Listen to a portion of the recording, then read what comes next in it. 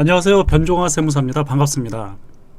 지금 생방송으로 진행되고 있는데요. 7월 31일 행정안전부에서 지방세법 시행령 개정안이 입법 예고됐습니다. 여기서 중요한 것은 취득세죠. 취득세가 아주 크게 대폭 바뀌었습니다. 그래서 취득세가 어떻게 바뀔지 처음부터 끝까지 총괄 분석을 해드리도록 하겠습니다. 앞으로 주택을 취득할 예정이신 분, 그리고 지금 계약을 하고 아직 잔금은 치르지 않았는데 나의 취득세가 어떻게 될지 궁금하신 분들 꼭 들으시기 바랍니다. 현재 행안부에서 나온 보도 자료인데요. 부동산 대책 관련 지방세법 시행령 개정안이 입법 예고됐습니다. 7월 31일부터 8월 3일까지 입법 예고인데요. 입법 과정은 이렇습니다. 앞으로 과정은 입법 예고가 되고요. 8월 3일까지, 그리고 규제 심사, 그리고 법제처 심사, 그리고 국무회의를 통해서 심의가 되면은 대통령이 최종 재가를 하고 공포를 하죠. 지금 이것은 시행령이어서 정부가 전체를 다 합니다. 그러니까 지금 정부의 강력한 의지가 반영이 됐기 때문에 별다른 큰 이슈가 없는 한 이대로 진행될 것이 거의 확실하다고 보여집니다. 하지만 나중에 최종적으로 확정된 거를 다시 한번 혹시 수정된 게 있는지 확인하고 적용을 하시기 바랍니다. 8월 안으로 이 모든 게 빨리 진행이 될 것 같은데요. 하나씩 살펴보도록 하겠습니다. 개정안을 보면은요, 개인하고 법인을 좀 나누고요. 우선 법인부터 보면은, 법인은 무조건 주택수 상관없이 12%의 고율의 취득세율이 적용이 되죠. 그러니까 10억짜리를 취득하면 1억 2천만 원이 된다는 것이죠. 아주 부담스러운 취득세율입니다. 이제 개인 살펴보도록 할게요. 개인은 1주택과 1주택 이상으로 나누는데요. 1주택은 주택가액에 따라 종전에 따라서 규정과 동일합니다. 주택가액에 따라서 1에서 3% 적용이 됩니다. 2주택 이상부터는 조정대상 지역과 비조정대상 지역이 나뉘어집니다.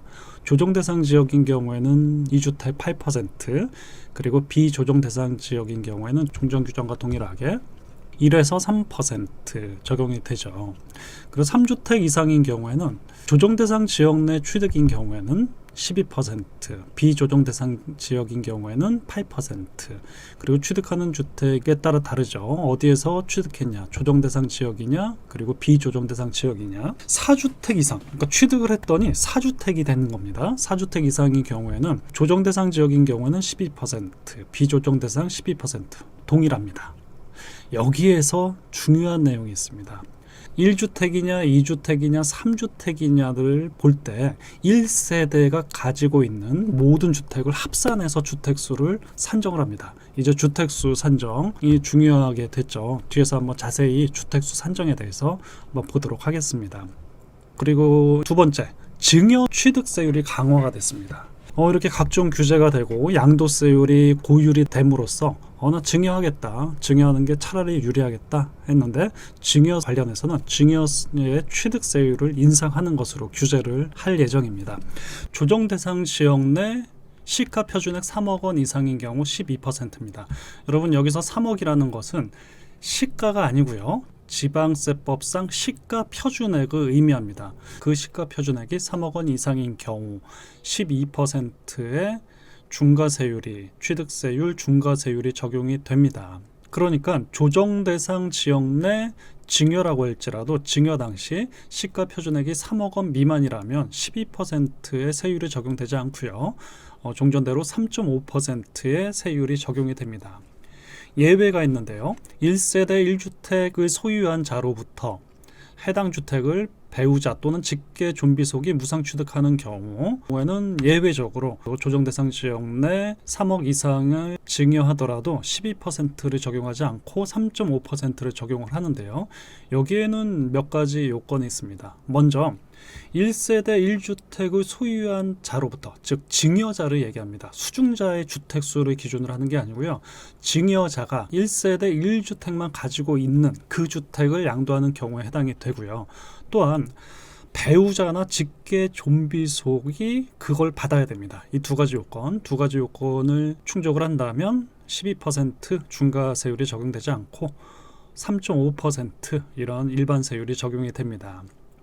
그리고 두 번째, 그 외 지역이죠. 그 외 지역이라는 것은 비조정 대상 지역 내 증여라고 하면 가액에 상관없이 3.5%의 취득세율이 적용됩니다. 이 규정은 언제 적용되냐면 공포한 날부터 시행이 되는데요. 곧 공포가 되겠죠. 8월 중으로 또는 9월 중으로 될 것으로 예상이 됩니다. 자세히 한번 보도록 할게요. 언제부터 실행이 되냐면은 지난 7.10 부동산 대책에서 발표가 난 거죠. 그러니까 기준일이 7월 10일입니다. 7월 10일을 포함해서 그 이전에 매매 계약을 체결하고 계약금을 지급한 것을 내가 입증을 할 수 있다면 종전 규정대로 적용을 합니다. 종전 규정이라고 하면은 3주택 이하는 1에서 3%, 4주택 이상인 경우에는 4%죠. 그래서 7월 10일이 기준입니다.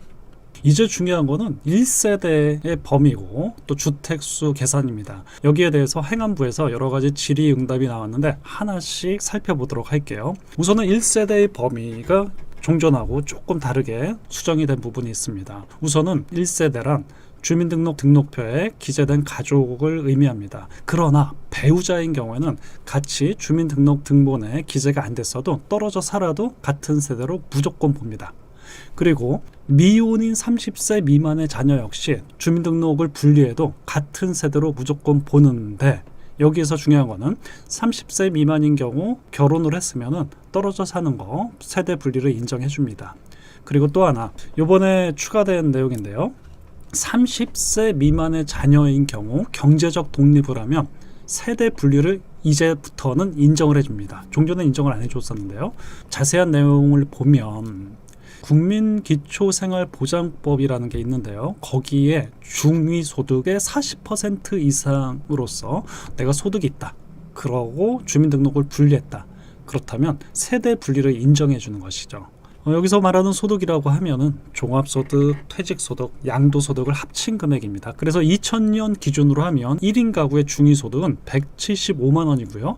여기에 40%라면은 70만 원이죠. 그러니까 70만 원 이상 매월 꾸준한 소득이 있고 주민등록을 분리했다면 독립된 세대로 인정을 해주겠다, 그러한 내용입니다. 취득세 주택수 계산할 때요. 그러나 미성년자인 경우 만 18세 이하인 미성년자는 아무리 경제적 독립을 했어도 70만 원 이상이어도 무조건 떨어져 살아도 우리 부모님하고 같이 직계 존속하고 같은 세대로 봐줍니다. 자, 우리 취득세 이제 계산할 때 1세대 1주택이냐 2주택이냐 3주택이냐가 중요하죠. 지금 1세대 몇 주택이냐 계속 보고 있습니다. 이런 경우가 있을 수 있죠. 부모님을 모시기 위해서 합가를 합니다. 합가를 하는데 그럼으로 인해서 주택수가 변동이 되죠. 자, 이랬을 때는 이런 불이익이 없게 합니다. 자녀가 65세 이상인 직계 존속인데요. 배우자도 포함하고요. 직계 존속이라고 하면 부모님, 조부모님 그 이상이죠. 동거복용하기 위해 세대를 합친 경우, 그러니까 65세 이상 직계 존속과 자녀 세대를 각각 별도의 독립 세대로 간주해서 주택수를 계산을 합니다. 합가를 해서 주택수가 늘어나는 그런 페널티는 주지 않겠다는 거죠. 기존에 각각 부모 세대의 주택수 따로 계산하고 자녀 세대의 주택수 따로 계산을 합니다. 아무리 합가를 했어도. 부부가 공동으로 소유하는 경우 주택수는 어떻게 될까요? 배우자끼리 0.5, 0.5 이렇게 구분 소유했습니다. 한 채인데, 그러고 두 번째 주택을 사면은 어떻게 0.5, 0.5로 어떻게 볼 것인지, 부부 공동 소유인 경우에는 세대 개념이니까 0.5, 0.5로 합쳐서 그냥 하나의 주택으로 카운터를 합니다. 하지만 동일 세대원이 아닌 자예요. 즉 배우자도 아니고 동일 세대원이 아닌 사람하고 내가 주택을 공동으로 취득했다. 그러니까 내가 0.5, 우리 친구가 0.5. 자, 이 0.5의 지분 주택 1주택으로 카운터를 합니다. 상속주택을 한번 보도록 할까요? 상속주택이 있고 이 집을 살려고 합니다. 상속주택만 없었다면 1주택인데 상속주택이 있는 바람에 2주택이 돼서 중과가 되면 상당히 억울하겠죠. 그래서 예외를 인정해 줍니다. 상속 개시로부터 5년 이내 상속받은 그 주택은 소유주택수에 포함하지 않습니다. 자, 그러니까 상속주택이 하나가 있습니다. 이제 집을 하나 살려고 해요. 2주택이 아니라 이 상속주택이 상속 개시일로부터, 즉 돌아가신 날로부터 5년 이내 상속주택이라면 집이 없는 것으로 봐서 1주택으로서 취득세를 내게 됩니다. 하지만 5년이 넘었습니다. 상속주택으로서. 그러면 2주택이 돼서 2주택으로 중과가 되죠. 주의하셔야 됩니다. 또 하나, 공동상속주택인 경우 있어요. 상속주택을 여러 명이 공동으로 상속을 받는 경우에는 소유 지분이 가장 큰 사람의 주택수로 가져갑니다. 그러니까 소수 지분자는 주택수에 포함시키지 않아요. 취득세 계산할 때 이렇게 하고요. 그런데 지분이 똑같은데 어떻게 하나요? 2분의 1, 2분의 1인데요. 그렇다면 그 주택에 거주하는 사람이고요. 거주하는 사람이 없는데요. 그렇다면 최연장자의 주택으로 가져갑니다. 그러니까 최연장자의 주택수에 포함시키고요. 연장자가 아닌 경우에는 주택수에 포함 안 시키는 것입니다. 분양권 및 입주권도 취득세가 중과가 되나요? 분양권하고 입주권은 취득세 중과 대상이 아닙니다. 취득세라는 것은 집을 사야죠. 그러니까 분양받은 거 그리고 입주권 가진 거를 최종 잔금 치르고 등기할 때 그때 취득세를 내고요. 그때 주택수가 2주택이냐 3주택이냐 1주택이냐를 카운트하는 거죠. 하지만 분양권하고 입주권 역시 주택수에는 포함이 됩니다. 예를 들어서 내가 지금 분양권이 하나가 있고요. 이거 말고 추가로 새로운 집을 하나 더 추가로 산다고 했을 때 이 추가로 살 때 이 주택은 몇 주택 이 상태에서 사는 것이냐.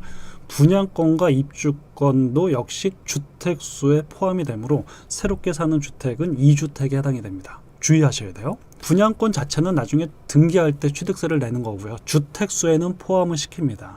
그러므로 주의하셔야겠죠. 자, 이 규정 역시 법 시행 이후 신규로 취득하는 분부터 적용이 되는데요. 법 시행일이 공포까지 빠르게 진행이 된다면 8월이나 9월 정도 되겠죠. 그 이후 새롭게 취득하는 주택부터 가지고 있던 분양권과 조합원 입주권은 주택수에 포함합니다. 분양권 하나 갖고 있고요. 앞으로 살려고 하는 집이 한 채예요. 그럼 2주택이 되는 겁니다. 주의하셔야 됩니다. 오피스텔도 주택수에 포함을 하나요? 내가 오피스텔 한 채 가지고 있어요. 한 채를 더 살려고 합니다. 그러면 2주택인가요? 1주택인가요? 오피스텔인 경우 재산세 과세대장을 봐야 돼요. 재산세 과세대장에 주택으로 기재가 돼 있다면 주택분 재산세가 과세가 될 테고요. 그렇다면 주거용 오피스텔로서 다른 주택 취득할 때 주택수에 포함시켜야 됩니다. 오피스텔이 세 채 갖고 있어요. 과세대장에 주택으로 기재가 되어 있고 주택분 재산세를 냅니다. 그러면 추가로 취득하는 이 하나의 새로운 주택은 4주택으로서 4주택 중과가 되는 것이죠. 그래서 이러한 경우 오피스텔을 새로운 주택 취득하기 전에 오피스텔을 주거용 말고 사업용으로 전환하는 것도 하나의 방법일 수 있습니다. 사업용으로 전환한다는 것은 주거용으로 세를 안 넣고 사업자한테 세를 넣고요. 그리고 부가세법상 세무서에 사업자 등록을 하는 거죠. 이렇게 사업용으로 사용한다면 주택수에서 빠지고요. 당연히 재산세 과세대장에 주택으로 포함이 되지 않겠죠. 그거를 확인하고 추가로 하나의 주택을 취득하는 것도 절세의 포인트이기도 합니다.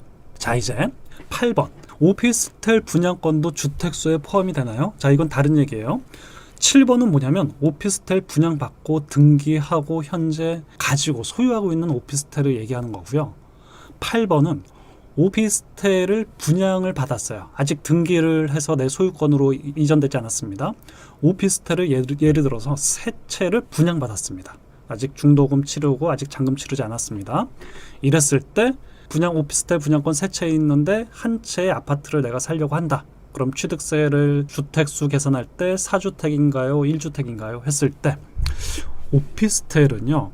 취득한 다음에 실제 주거용으로 사용할지 상업용으로 사용할지 그때 결정을 합니다. 그래서 아직은 분양권인 상태에서는 주거용인지 상업용인지 확정되지 않았으므로 오피스텔 분양권은 취득세, 주택수 계산할 때 포함하지 않습니다. 자, 그러면 주거용 오피스텔의 경우 취득세가 중과가 되나요? 오피스텔을 분양받았습니다. 이제 오피스텔을 잔금 치르고 등기하려고 해요. 이때 말하는 거예요.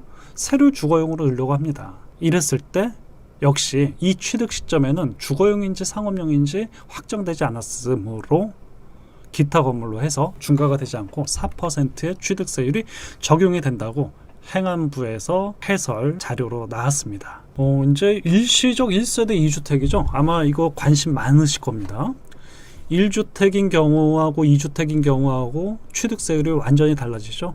1주택을 소유한 세대가 거주지를 이전하기 위해 신규 주택을 취득하여 일시적으로 2주택이 된 경우에는 신규 주택을 취득 시 중과 적용이 되지 않습니다. 즉 2주택이 아니라 1주택으로 봐서 1에서 3%를 적용하는 거죠. 그런데 조건이 있어요. 종전주택을 A라고 하고 A가 있는 상태에서 추가로 B를 취득했다면 이 B의 취득세율이 어떻게 될 것인가? 일단은 2주택이에요. A주택과 B주택 2주택입니다. 일시적 1세대 2주택이 되려면 일단은 B주택 1주택으로 추정하여 1에서 3% 세금으로 취득세 내고요. 조건이 있습니다. 이 종전주택이라고 하죠. A주택을 신규주택 취득일로부터 3년 이내 꼭 팔아야 돼요. 만약에 안 팔면 추징이 됩니다. 조정대상 지역 내 2주택인 걸로 8%로 봐서 이 8%와 1에서 3%의 차이를 추징하고 가산세까지 물게 됩니다. 그런데 여기에 또 하나 있습니다. 종전주택이 조정대상 지역에 있는 상태에서 또 신규주택 취득했을 때도 신규주택이 조정대상 지역이다. 그러면 3년 이내 파는 게 아니고요. A주택을 1년 이내 팔아야 돼요. 조정대상 지역이라면. 그래야지만 8% 2주택으로 보지 않고 1주택으로 봐서 1에서 3%의 종전세율이 적용되니까 특히 주의하셔야겠습니다. 1주택을 보유하다가 아파트 분양권을 취득했는데요. 이 경우 일시적 2주택에 해당하기 위해서 아파트 분양권 취득일로부터 3년 이내 종전주택을 처분하면 되나요? 그렇진 않습니다. 분양권이나 입주권이 주택수에는 포함이 되지만 분양권이나 입주권 자체는 취득세가 부과가 안 되죠. 그러니까 거주할 수 없으므로 아파트 준공 후 주택 취득일을 기준으로 해서 3년 이내 종전주택을 처분하면 새롭게 준공이 돼서 새롭게 취득한 이 신규 아파트는 종전주택 그날 기준으로 종전주택을 3년 이내 양도하면 됩니다. 만약에 둘 다 조정대상 지역이라면 3년이 아니라 1년 이내 양도해야 되는 이런 것도 주의를 하셔야 됩니다. 마지막으로 보겠습니다. 재건축 사업으로 거주하던 주택 A에서 퇴거하면서 신규 주택 B를 취득하였다가 재건축된 주택에 입주하면서 신규 주택 B를 처분하는 경우에도 일시적 2주택으로 볼 수 있습니까? 자, 이러한 질문에는 일시적 2주택에 해당이 된다. 그러니까 재건축, 그러니까 신규 주택 B를 취득하는 거죠. B를 취득했을 때 재건축 주택의 완공 시까지 일시적으로 거주하기 위해 신규 주택을 취득한 그 주택을 3년 이내 양도하면은 주택수에서 빠집니다. 그러니까 재건축된 주택 입주 시점부터 3년 이내 신규 주택을 처분하는 경우 일시적 2주택으로 봅니다. 자, 이렇게 행안부에서 보도자료가 나왔는데요. 이제 취득세가 단순하지가 않습니다. 상당히 복잡합니다. 특히 주택수 계산할 때 주의해야 되고요.